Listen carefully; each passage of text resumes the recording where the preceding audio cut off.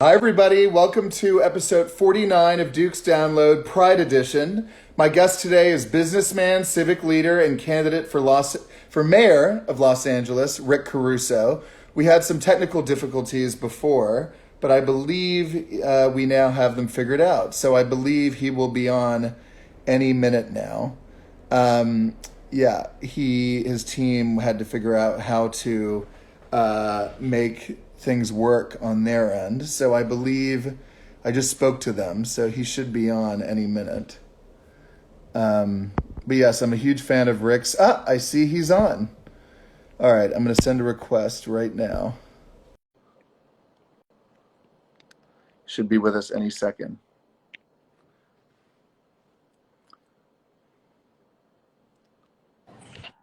Okay. Mr. Yay, we did Caruso, it. I am How so are you? sorry about that. No, listen, thanks for the invitation, and I'm sorry about it too. We had a little technical problem here, but we got it all worked out. Thanks for the invitation. Of I really course. appreciate it.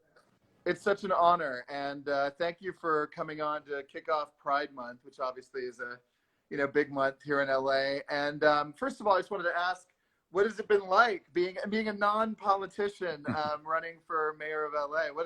What has that experience been like getting into the political arena? You know what? I've been loving it, to be honest. And if you would have asked me early on what was my biggest fear in doing this, my biggest fear is I was going to wake up one morning and say, "What the heck did I just do?" Because I've got a really nice life, and you know, a wonderful wife and family, and all these kind of things, and a company that I love. But I'm waking up every day, and I'm loving it, and I'm energized, and I love going around town and meeting different people. So it's been great, just a wonderful experience. That's great to hear. I mean, as you may remember, I wrote an article about you before you even announced that you were going to run or that you were even considering running. And Yep. it's funny because I remember months ago, years ago, even people saying to me, who did you think, if you could choose anybody to be mayor of LA, who did I think could actually solve the problems that this city faces? I remember I'd always say to people, Rick Caruso. And so when I saw that you actually put out a statement saying that you were considering running, I was like, absolutely thrilled. But And I appreciate that. I appreciate the early support. Believe me, I do. It meant a lot to me, and it still does mean a lot to me. So thank you. well, thank you. I just thought I'd give you a chance, if you will, to discuss, why you're running because, obviously you have a unique background in the race compared to all the other candidates. Maybe you could just talk a little about your background and why you thought that this was the moment when you finally wanted to take the plunge. Yeah, sure. Listen, I'm very blessed, right? I've got a great company. I've got a great management team, and they can run the business, and I can step away. And the family is really supportive of this. And obviously, it impacts the family, and they understood how much I love the city and wanted to do this. I've had a history of serving the city since Tom Bradley, since I was 26 years old. And I really wanted to do it now because I think the city's in a really tough place. And we've got a lot of serious issues. And since I do love service, I do love the community, I'm so grateful to this city for everything it's given me and my family, the opportunity to give back and use my skill set and what I've learned in life. I'm excited about because, Duke, we got serious problems, as everybody knows, with crime. We got serious problems with the homeless encampments throughout the street. And we just got serious problems also with people not sort of accepting each other and celebrating everybody's different lifestyles and backgrounds and cultures and religions. And, hate crimes are up 130% in this city. And the question is, well, what the hell are we doing about it? And it seems like we're not doing anything about it. And I want to get in there and really change the place. So I'm super pumped up about it, to be honest. I mean, no, for those who may not know, yes, you've been an incredible success in the business world, but the fact that, you were on the police commission, maybe you can just very quickly, if you will, talk about, Sure. What you did, what you accomplished when you were on the police commission in terms of dealing with crime and hate crimes. Yeah, no, so Jim Hahn asked me to be the police commissioner, president of the police commission. It was at a time that we probably all remember. Many of your Viewers remember after Rodney King beating, it was a terrible time. Crime was spiking out of control. The department was under a federal consent decree, meaning a judge was actually running LAPD. Officers were leaving. And I inherited a mess, but came in with my fellow commissioners and got rid of the existing leadership, brought in Bill Bratton and a new team of people, reformed the department. The judge released the department back to us in civilian control, hired 800 more officers. And the great thing is we built trust with the community that we serve, and we dropped crime by 30%. So anybody that tells you it can't be done is wrong. I've done it before. And Duke, I'm going to do it again. And I'm going to do it in a way that we have community policing. We respect the people that we serve. And the department needs to look like the community we serve and give the community back to the people. That's what we need. Absolutely. And, you know, it speaks to what I was just saying about how I just thought that you were the right person because, you know, as I wrote in that initial article, I have nothing against Karen Bass or Kevin DeLeon or whoever they're good people. It's just, and this is what I always tell people when I tell them why they should vote for you. Does anyone really believe that if any of the other candidates are elected, that anything is going to fundamentally change? And Yep. I really believe that you're the only person that has what it takes to actually achieve real tangible change based on the fact that you've done it before in, you know, your civic positions, but also just in your business. Anyway, I could go on about my feelings about you, but I love it. But, you know, the other thing is, you know, reason I was really looking forward to talking to you is I feel like there are a lot of misconceptions out there, largely fueled by your opponents. You know, lies and misconceptions and false narratives that have been put out there about, you know, your positions, about your background. Look, I'm a progressive, but I'm also a pragmatist. And, Right. you know, I believe that, you know, what we need right now is someone who is not ideological, someone who's results driven, you know, who has a track record of achieving results, who, you know, as you said, you know, you have no incentive to do this other than that, you know, you care about this city and you see the condition that it's in right now. But, you know, so my question is, you know, maybe you can address some of those misconceptions and talk about your positions on whether it be, you know, abortion rights or gun reform, because those are issues that a lot of people or your opponents have tried to sort of, you know, tell lies about in terms of your positions on those issues. Yeah, well, I thank you for the opportunity. I mean, it's unfortunate that the opposition is getting desperate, so they resort to lies. I guess I've learned that's what happens in politics. So the reality is this: I believe in a woman's right to choose, period. And that's just the way I've lived my life. I'm a Catholic. I'm proud of my faith, but that doesn't mean I follow everything that the Catholic Church has me follow. And you can accuse me of being a cafeteria Catholic, and probably like most Catholics, I am. I also believe that people have a right to their own lifestyles and how they live their life and celebrate their life and different religions. You know, one of the greatest things in this city is we have more diversity than any city in the country, more religions, more backgrounds, more cultures. You have to give people the choice. So I've always been a centrist where I'm tough on crime, I'm fiscally conservative, I'm very progressive or liberal on people's choice of lifestyle and how they choose to live their life. And I just want people to live in a community that feels at peace and is accepting. And we get to celebrate each other and help each other along. And it sounds maybe a little bit corny, but I think it's a great goal. And why not? Why can't we live in a city like that? And you know, people, my opposition say, you know, we don't want LA to be like the Grove or like the Americana or my other properties. Well, let me tell you something. I would like to have a city like the Grove where everybody from all walks of life come onto this property and get along and are happy. And I want to bring that same, at least, attitude and expectation in our community. And listen, one of the reasons I'm so glad to be on your show and others is the LGBT community is such an important part of my life because they've been so supportive. That community has embraced my business and supported my business. And in turn, it's been a big priority for me to make sure that all of our property welcomes every community, right? And nobody ever feels threatened or nobody ever doesn't feel welcome on our properties. And that's just the way I've lived my life. Absolutely. And it's so funny you brought that up because, I swear I didn't know whether you'd want me to say this, but I'm going to say, like I would always tell people, like I said years ago when I said why you should be mayor, I'm like, I want Rick Caruso to turn LA into the Grove. And to me, that means, as you said, like, every time I go, it's so diverse. There's so many different kinds of people there, both, in every way, shape, and form, culturally, right, ethnically, different LGBTQ. It's clean, it's safe, it's family friendly. It's got, to me, like I was always like, that's the pitch. Like, yep, if you can turn LA into a multicultural, safe, family friendly place, then that's, as far as I'm concerned, that's what it should be.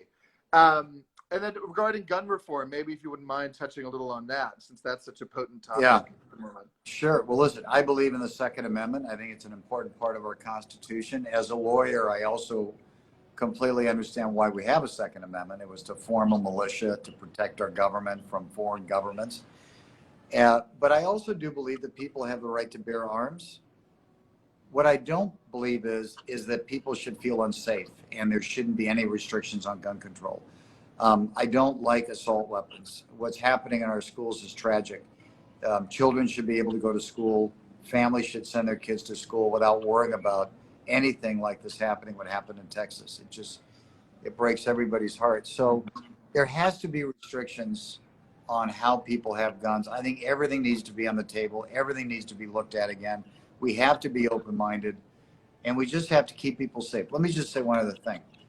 In Los Angeles right now, there's an average of 4 people a day being shot. It's out of control. There are more guns on the street than ever before. The LAPD firearms unit has to be built up. We have to get illegal firearms off the streets. We've got a lot of people that are living on the streets that are now weaponized, and we have to go fix that. So the community just needs to be safer, and firearms, unless they're properly managed, creates many, many problems in our society, and we have to be careful with it. Absolutely. Regarding more specifically on LGBTQ issues, obviously homelessness is a huge issue that you're focusing on, and it's an issue that has a disproportionate impact a lot of the time in the LGBTQ community. What is your plan on homelessness? Maybe you can share it with viewers. So I have a very detailed plan. I won't take all the time to go into on carusocan.com, but day one, state of emergency. The reason I want to do that is to get the authority in the mayor's office, surround myself with the best and the brightest people to go tackle the problem, build 30,000 beds so we get people off the streets and into a warm bed, have services, mental health and drug addiction services. People are suffering in the streets. It's inhumane the way we're allowing people to live. I don't know how our leadership has allowed it. They're living in their own waste.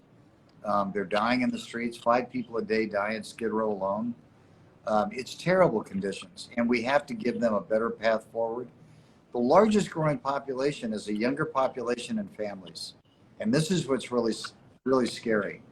And so we also have to work very hard to make sure that people at or below the poverty line are not falling into homelessness. So the population isn't growing. But right now we have 44,000 people just in Los Angeles living in the streets, which is 90% of the United States cities have 40,000 or less. We have a city in our streets, and our leadership has really failed us on the homeless issue. Absolutely.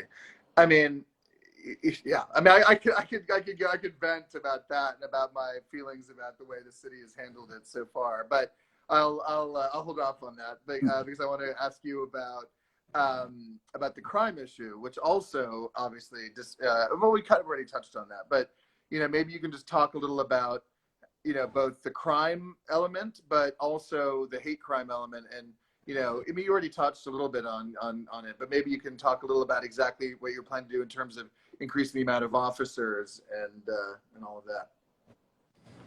I really believe that every community has the right to live in peace again and celebrate their life. I was walking Pico District yesterday, with about 12 rabbis. They were talking about the fear they have walking the streets now. Their kids walking the streets on Saturdays going to worship. I know in the LGBT community, the hate crime level has gone up. Hate crimes in Los Angeles are up, like I said, 130%. You have to have zero tolerance. And that's why you need more officers. But you need more senior lead officers. The officers that's literally walking the sidewalks, that knows the community, that knows the business owners, the restaurant owners, the people that live in that community, that gives the community their cell phone number if they need help. And we have to just say it's zero tolerance in the city of Los Angeles, period. And we're going to prosecute those crimes because we don't want people living in fear. And I am so determined to fix that because I remember as a young man listening to my grandparents who immigrated from Italy, who didn't know the language, who talked to us about how hard they had to work to learn the language. They never wanted to speak Italian in public because they would be criticized. And so it's just been part of our roots, right? That's a terrible way to live. And so I'm going to be the biggest advocate for allowing people to really celebrate their lives any way they choose to celebrate their life. And we would no longer tolerate it on my properties, as you know. Right. And we haven't tolerated it on my properties in the past. And we've told people they're not welcome here if they don't accept every culture and every way of lifestyle. Absolutely. You know, and you sort of touched on this, the community and the business owners.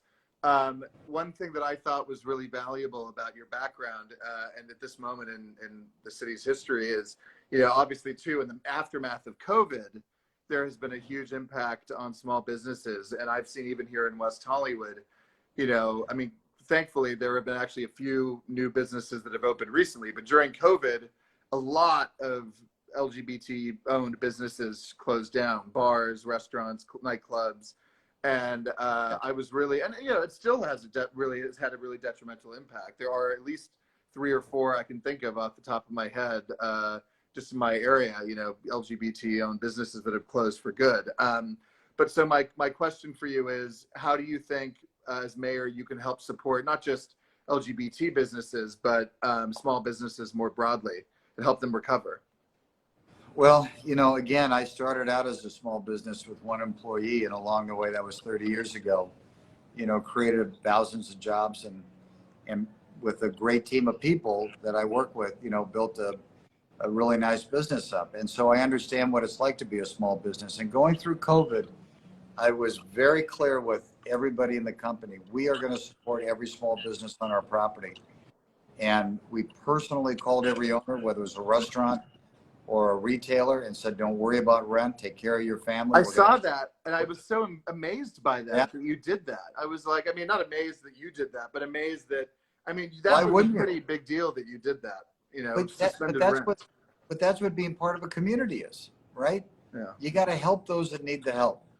And I didn't know where I was heading. I didn't know if I was going to end up bankrupt because nobody knew how long we were going to be closed on all of our properties. Right. But that's not what mattered to me. What mattered to me was that this was a shared responsibility, that we all have to get through this together. I'm going to be that mayor.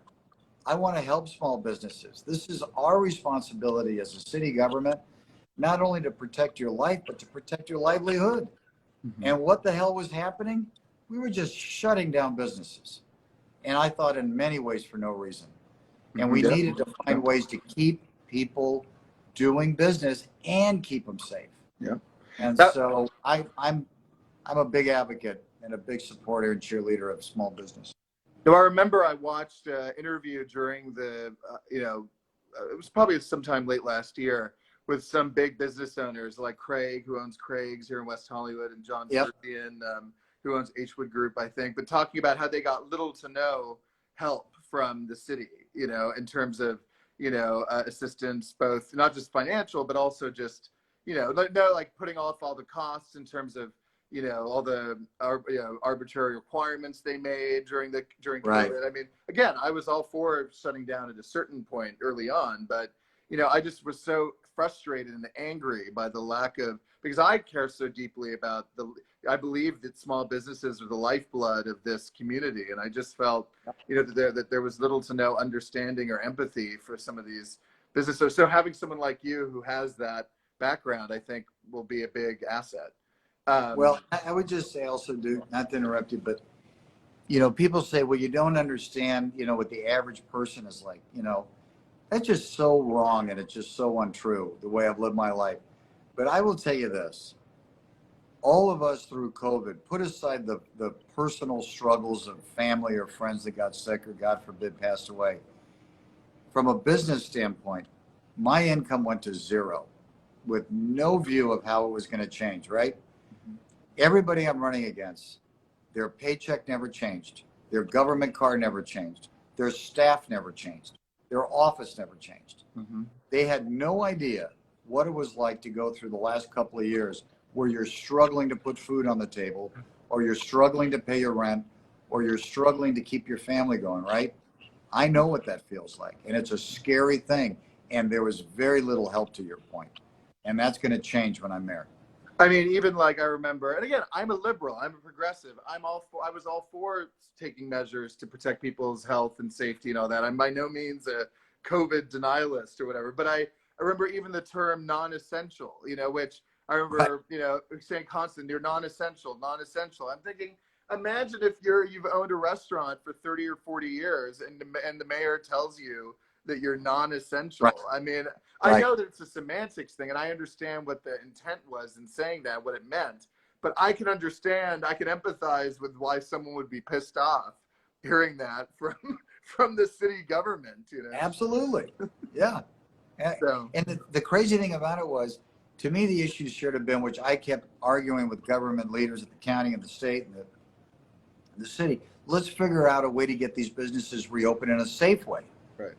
Right. And you're right. There was a point in time we just had to say, we got to shut. We don't know enough about this. Everybody just go home.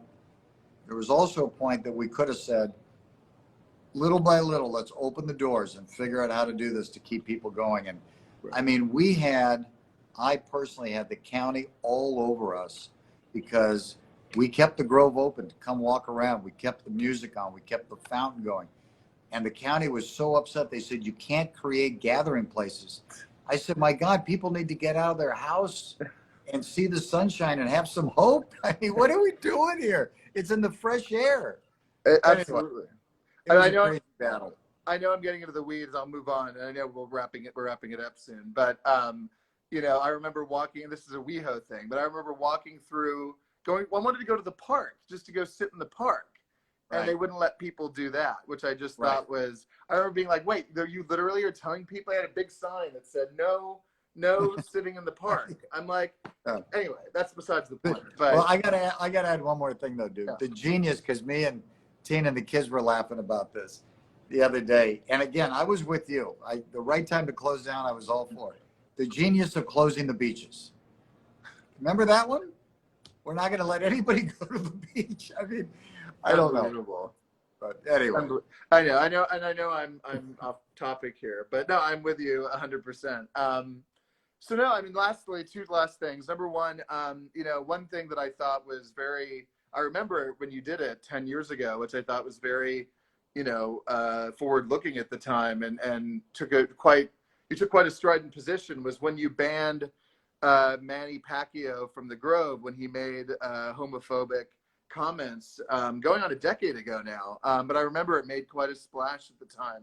And I thought it was very impressive that despite there being no incentive for you other than doing the right thing and taking a stand for the right reasons. I mean, what made you decide to do that at the time? Because it was I got a lot of attention in the press. Listen, my core mission and the core mission of this company is to enrich people's lives. If you ask anybody in this company and they ask, what does the business do? They won't tell you we build retail centers or hotels or whatnot. We every day want to enrich people's lives. You can't enrich people's lives if you have a place that tolerates hate. And it was very clear to me. It took me a nanosecond to say, if you, Manny Pacquiao, want to have that belief, that's your belief.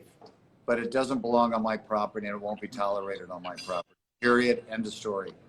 And again, it goes back to the fact also that the LGBTQ community, from the day we opened up this property at the Grove, they were here supporting us, shopping with us, dining with us, living life with us.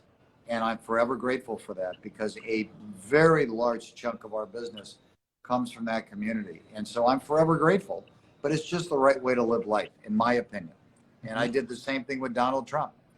You know, I just said, you're banned from my properties. I don't want you here. That's the biggest and most, I was about to say, use bad language. It really like enrages me, these, lies, this BS that people put out about you being another Trump, when you're antithetical. Everything you stand for, that you've done in your business and your career, you banned Trump from your properties, in 2016. I mean, anyway, maybe you could talk a little about why you decided to do that, because it's just so annoying when people just buy into narratives that are, superficial narratives. It's just, because he's successful in business, that means he's another Trump. I mean, it's just, maybe you can talk a little about why you did that and why you feel that these attacks on you are so inaccurate and unfair. Yeah, listen, I did it early on when Trump announced his candidacy, because I just felt very strongly that he did not have the moral character, the fiber, the integrity,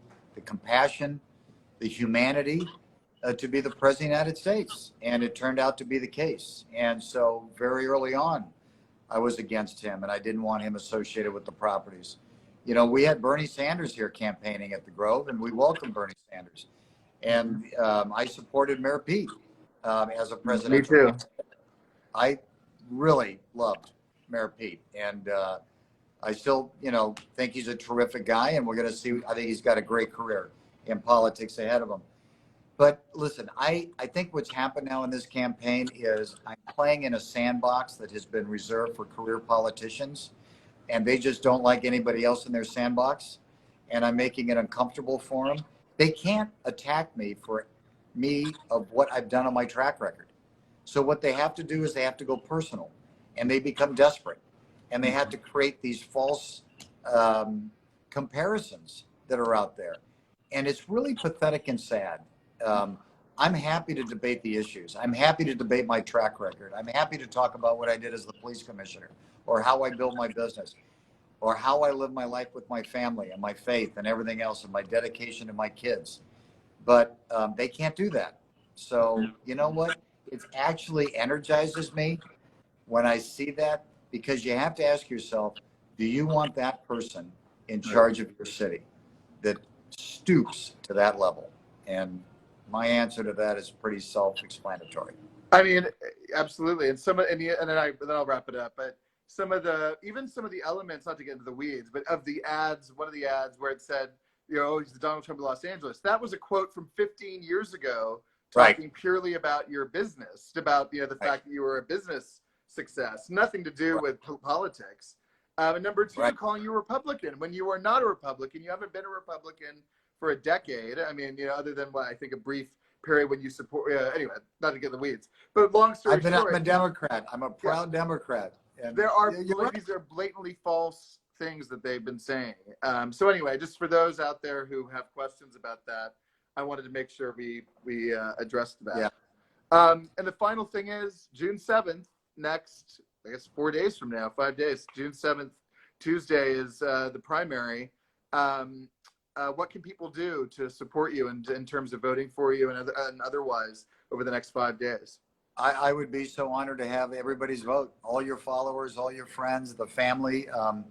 I want to make a big statement on June 7th that this city is going to take a turn, and we're going to be a better community for it. I'm going to be honored to be the mayor of this city. I'm going to wake up every day, and I have no special interests. And my only special interests are the residents of Los Angeles. So I get to wake up and say, what is best for the residents of the city? And I would say that if people want more of the same, I'm not your candidate. If you want real positive change and inclusion, I am your candidate. And, Duke, I love you and what you stand for and the community that you're a part of. And I just am grateful for your support. So get out and vote. We got to get everybody to vote. Absolutely. For those of you who haven't sent in your ballots yet, please do. Or if you want to go vote in person, it's next Tuesday, June 7th. And let's make Rick Caruso the next mayor of Los Angeles. And happy Pride celebration. Happy Pride. Thank you, sir. Take care, dude. Good luck. Thank you, buddy. Appreciate it so much. Bye-bye. Bye.